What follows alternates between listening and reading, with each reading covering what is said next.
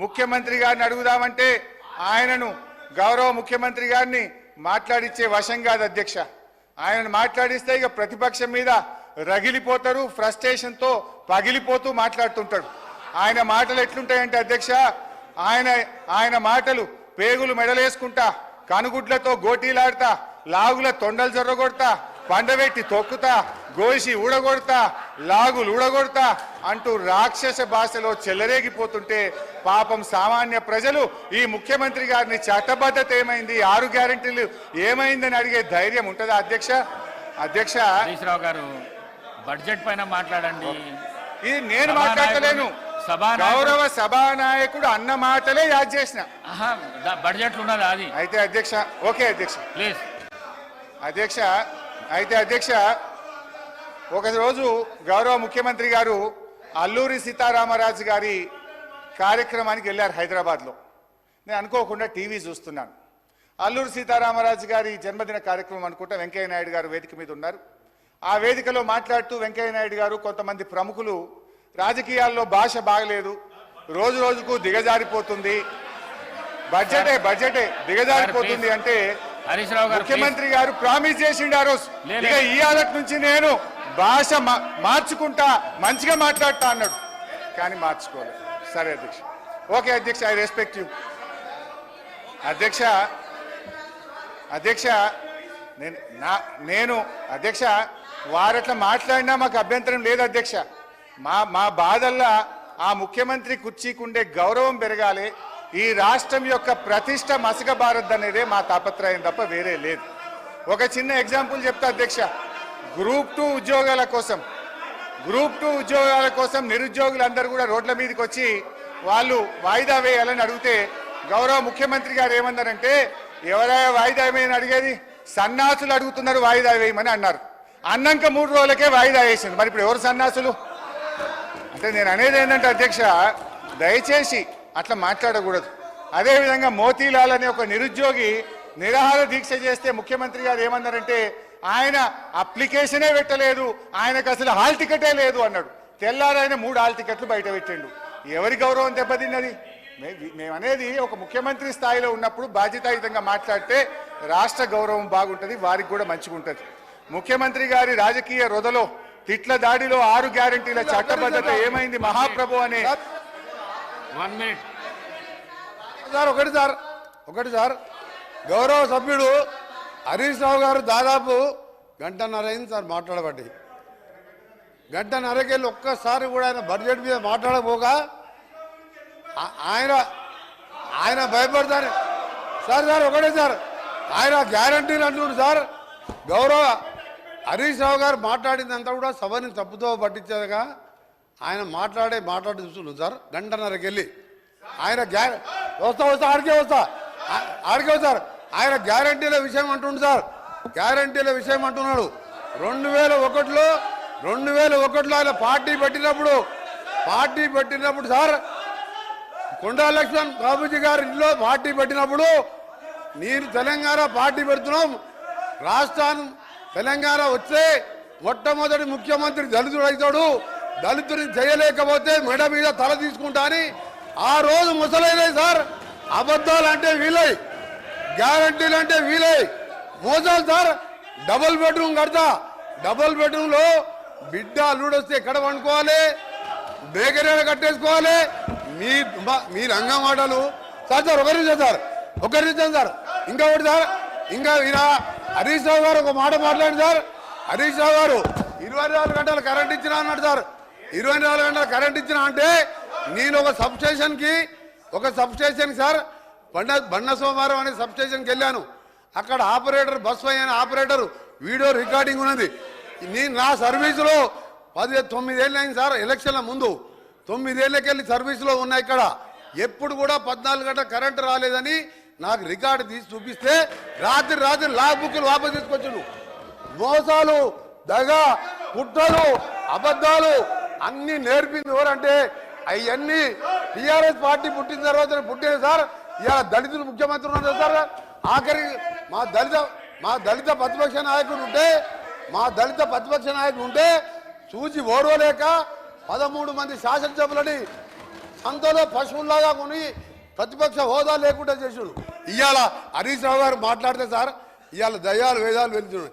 మొత్తం మోసం, దగ, కుట్రలు, కుతంత్రాలు. నిజంగా నువ్వు మాట్లాడే సార్ ఒక్క పాయింట్ కూడా సపోర్ట్ చేయలేదు. ఇవాళ వాళ్ళు మాట్లాడేమని సార్.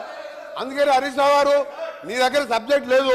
నేను అనుకోండి సార్ చివరిగా నిన్న టీవీలో చూసేవారు అంటే నిన్న కేసీఆర్ గారు ప్రెస్ మీట్లో సార్ కేసీఆర్ గారు మీడియా బయట పోయి రేపు కాంగ్రెస్ పార్టీ బడ్జెట్ మీద వచ్చి చీల్చి చెండాడుతా అంటే నేను 9 నెలలకే వచ్చి కూర్చున్నా సార్.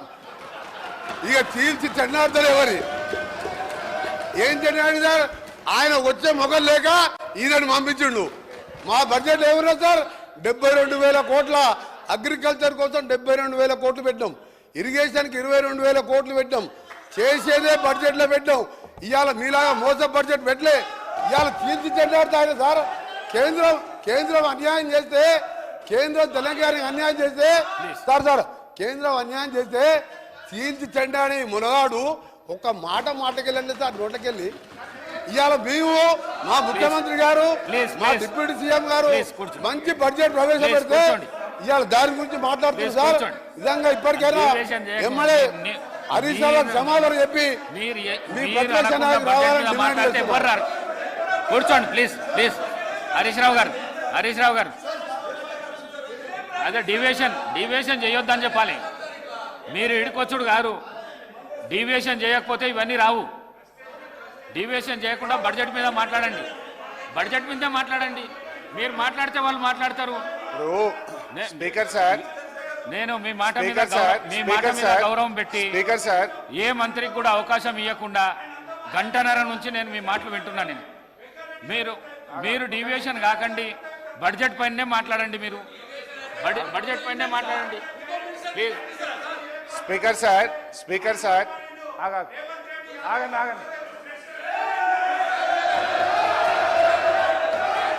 స్పీకర్ సార్ ఇప్పుడు గంటన్నర అంటున్నారు. గంటన్నరలో ముఖ్యమంత్రి గారు, ఉప ముఖ్యమంత్రి గారు, శ్రీధర్ బాబు గారు, జూపల్లి గారు, కోమటిరెడ్డి గారు 5 మంత్రులు మనిషికి 3 సార్లు లేస్తే ఇక నేను గంటన్నరలో నేను ఏం మాట్లాడినట్టు? ఈజ్ ఇట్ నాట్ డిస్టర్బెన్స్ అధ్యక్ష? ఒకటి. రెండవది అధ్యక్ష, ఇప్పుడు నేను కోమటిరెడ్డి గారికి ఘాటుగా సమాధానం చెప్పగలుగుతా, కానీ నా బాధ ఏంటంటే ఇట్ విల్ డీవియేట్. ఆయనకేమో ఆఫ్ నాలెడ్జ్. ఇప్పుడు ఆయన ఏం మాట్లాడిండు? Yes you are half knowledge fellow. Harish Rao garu I will tell ఆ మాటను విరమించుకోండి. ఓకే, మీకు ఇబ్బంది ఉంటే తొలగించండి, నాకు అభ్యంతరం లేదు. రైట్ అధ్యక్ష, ఆ పదాన్ని తొలగించండి. సార్ ఆయనకు వారికి ఆఫ్ నాలెడ్జ్ కాదు సార్, ఆకారం పెరిగింది చెప్పి అసలు నాలెడ్జే లేదండి. ఆకారం పెరిగింది. ఆయన నాలెడ్జ్ ఎక్కడ సార్? ఆయన ఒక డమ్మీ మినిస్టర్, ఆయన డమ్మీ అల్లుడు. ఆయనకు ఆఫ్ నాలెడ్జ్ కాదు, ఆకారం పెరగానే సరిపోదు, బుద్ధి ఉండాలి. దళితులు ముఖ్యమంత్రి అన్నాడా లేడా? మీ మామ అన్నాడా లేడా? తప్పు చెప్పు, మీ మామ అన్నాడా లేడా?